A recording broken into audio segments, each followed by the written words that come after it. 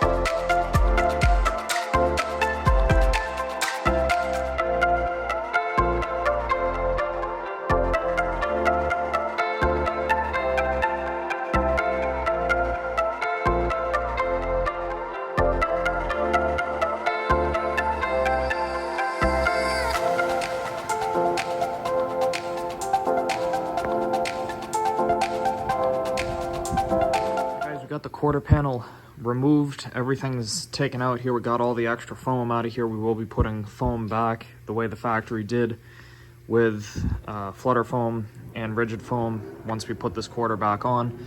So what I'm going to do next is get this door swapped out with the new one that I have, because I want to be able to align the new quarter to the new door. I don't want to be aligning this quarter to the existing door just in case there's any slight manufacturing tolerances. There shouldn't be, but I just want to make sure that all the gaps and everything are aligned perfectly to the new door that will be staying with the car instead of this one.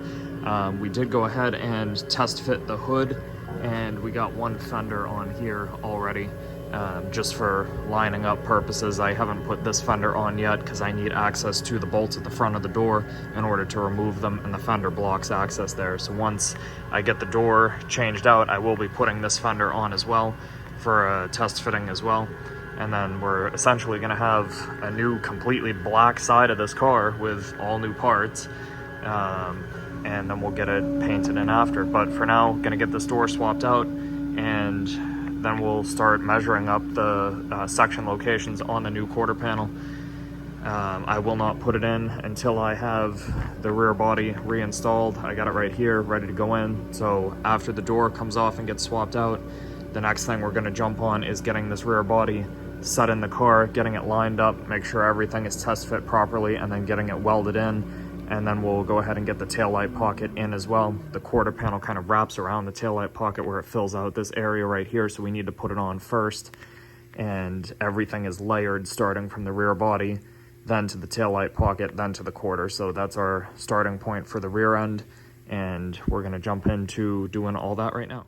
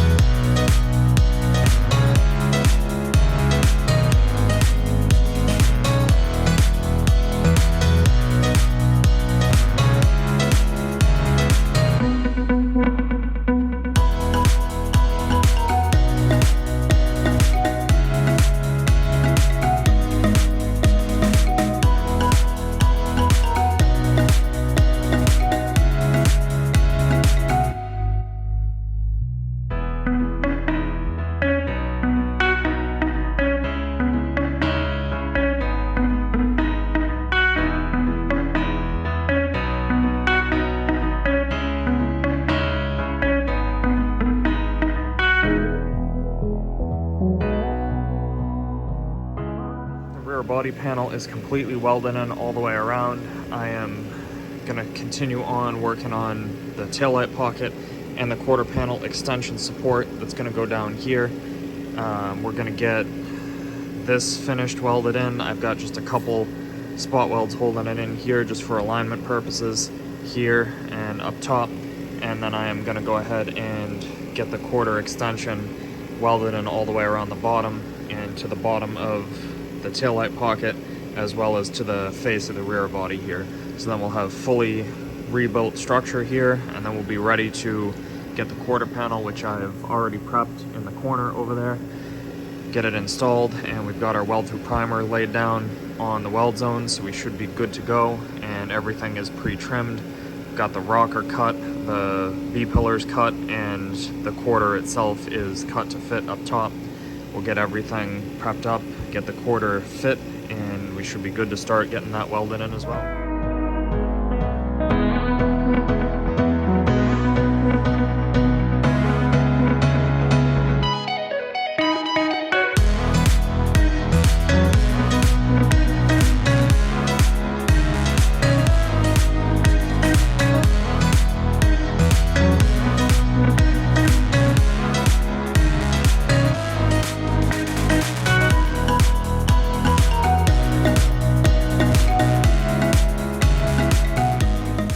Like that, with a mix of tan and green, light green, easy coat. We got this looking as close, I believe, to factory as possible, all on the inside here. So once this quarter goes on, this will all be boxed in, only with little access from here. As you can see from the other side over there, there's just a little bit of access, so I wanted to go ahead and get this all sprayed in before we seal this off. Next step is going to be grabbing the quarter panel and getting it test fit one last time. We've test fit it multiple times already. Now that this stuff is welded, we want to make sure that all is good. Went ahead and got everything spot welded in here, along the back side, along the back of the taillight pocket, and along the top. As you can see, it's all spot welded on the inside as well. And all this is basically ready for primer and seam sealer once we get the quarter installed on the car. So next step, like I said, is going to be grabbing that, fitting it, and getting it permanently affixed to the vehicle and start some body work.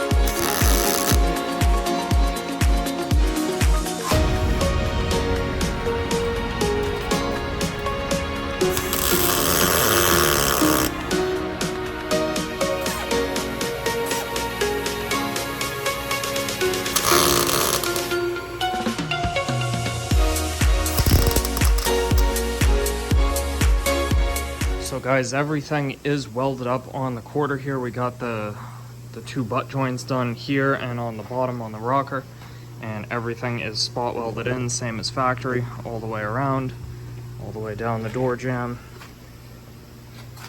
Was able to get in on both sides. We have proper spot welding, proper double-sided done all the way around there, and all the way down the top side here. It's also welded on the inside.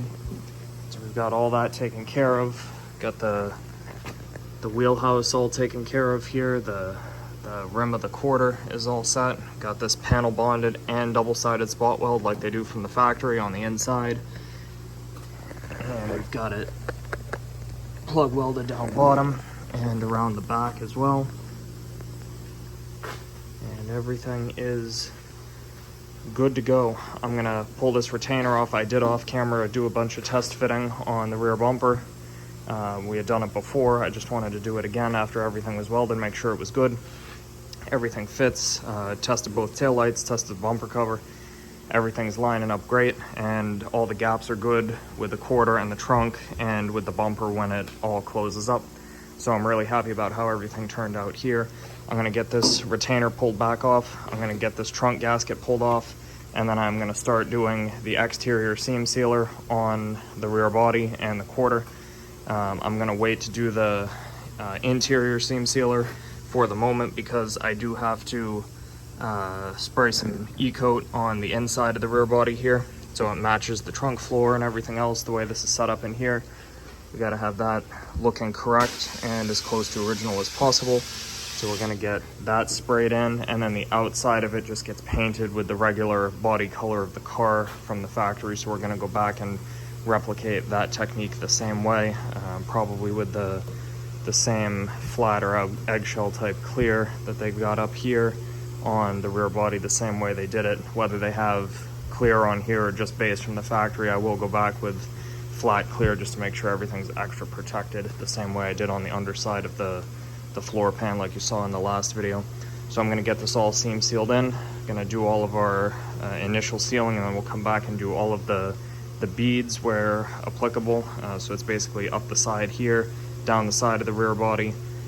Same thing over here. We got to do the seam to the quarter to the trunk apron here, and then top of the rear body, around the taillight pocket, down the side of the rear body, and then under the quarter reinforcement. We're gonna run a bead along here out to the front, and there's a couple other areas like around the front up here that we have to seam seal, and then on the inside of the wheelhouse there's a bead that they run, and kind of at the bottom of the wheelhouse where the quarter meets the rocker, that also has to be done. So we've got a decent amount of seam sealer work here to do. I'm gonna go ahead and get started on it right now, and you guys will be able to watch the fairly satisfying process unfold right before your eyes.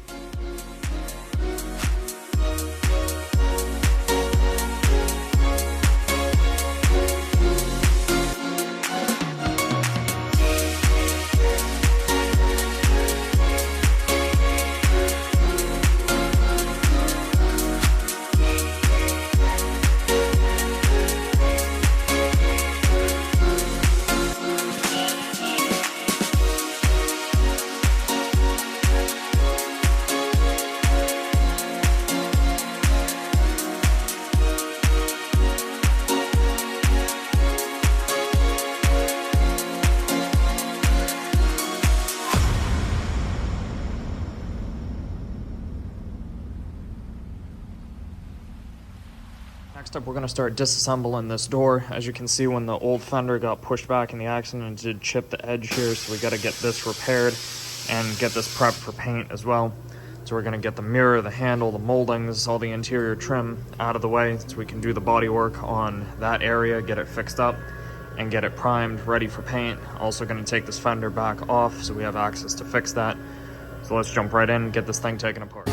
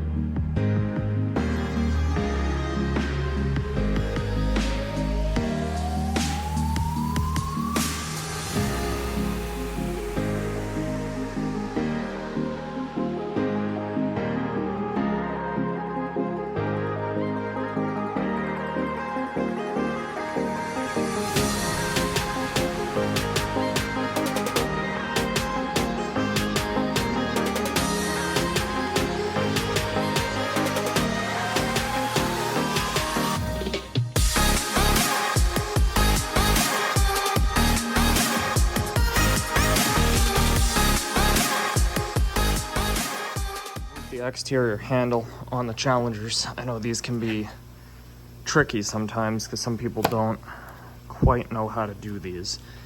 If you move back the gasket on the back of the door, there's an access hole inside and it's hard to see it, but right about there you can see there's a T15 screw, and we're gonna go in, get our tool lined up. Right there is our screw, and then we're gonna loosen it until it clicks.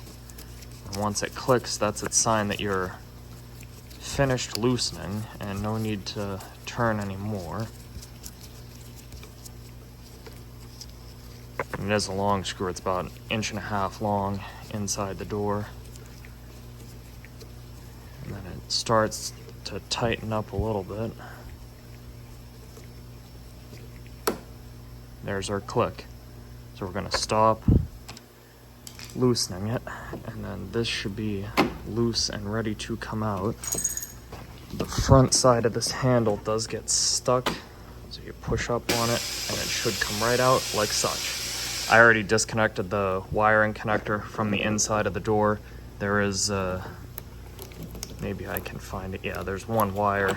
This, if you didn't disconnect it from the inside of the door, it'll come out on the outside when the handle's removed. But this is for the proximity touch sensor in the handle to lock and unlock the door. Next, I'm gonna go ahead and get the interior hardware for the handle removed along with the lock cylinder, so this is all out of our way when we paint the door. Of the door, we're gonna have a T20 Torx holding the handle support into the door shell. On the inside, there's a couple things we're gonna have to disconnect. There's 2 linkages that connect the handle base here to the door latch back here. So I've already gone ahead and disconnected these 2 linkages. This one's for the lock cylinder where the physical key is inserted if needed. Just pop off the orange lock tab. They kind of sit like this. Just pop that off and then slide the rod out of it. Same thing down here for the cable that releases the handle. Window regulator's in the way, but you can see it starts up here, runs down one cable down to the inside, and it goes into the door latch in the back. Same concept, just release the green tab here and slide the cable out of the way, and then this cable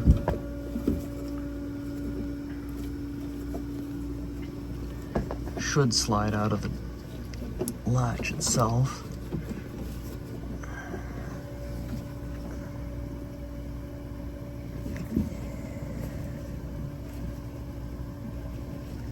I may need 2 hands for this. Give me one. Have it. It just takes a pretty significant amount of force to pop that out of there, but that's all it is. Now we'll go to the outside and continue loosening our screw.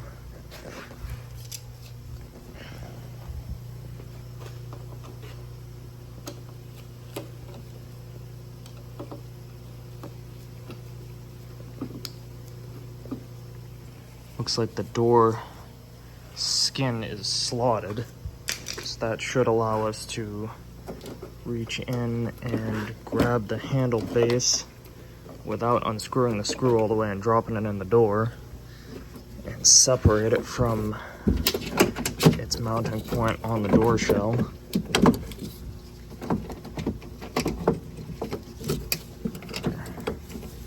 Lock cylinder rod is wedged open. And the lock cylinder fell out of the handle base. Lovely.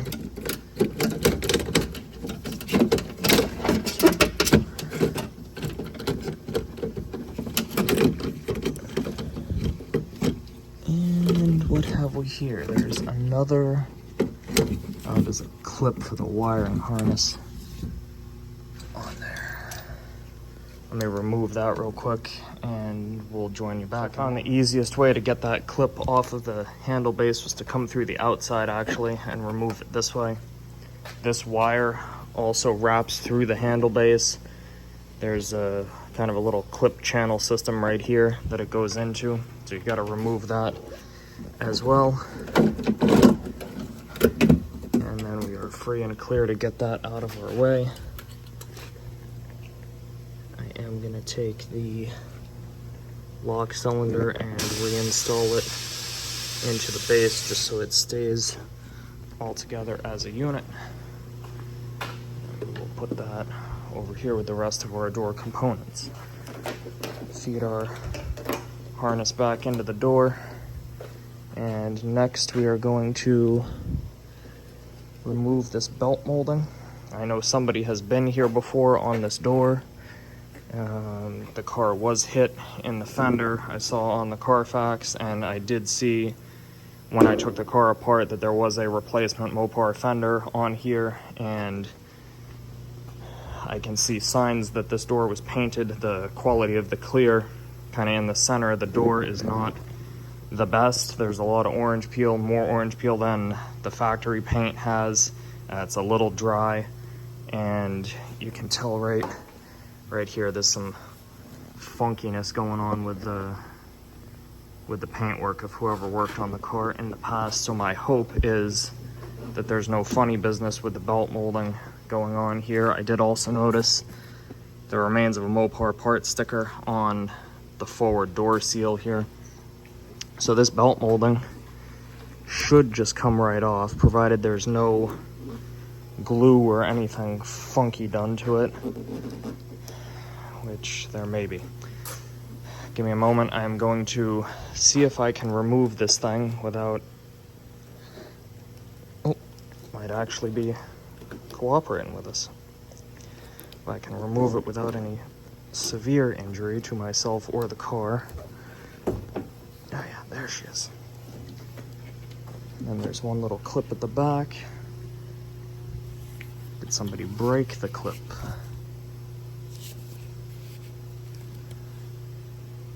That is hard to tell.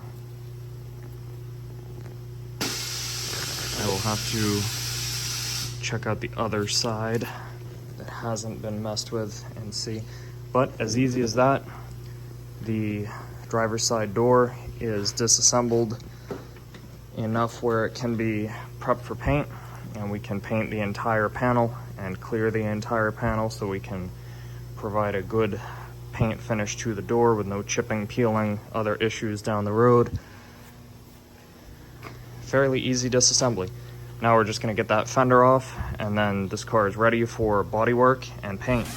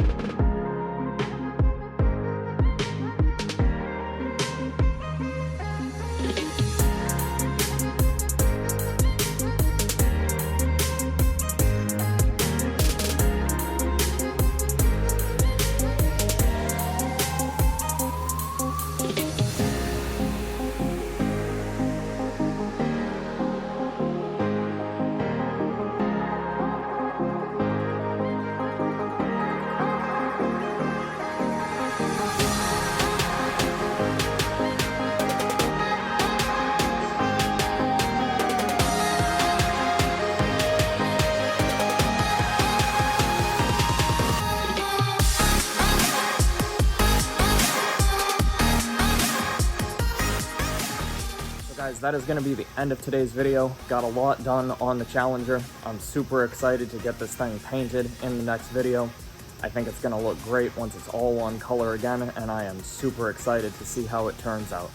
So if you guys found this video helpful or interesting, or if you know a friend that might, please feel free to like the video, share a comment down below, share a link to the video with a friend if you think they'll enjoy watching the process come along on this vehicle as well.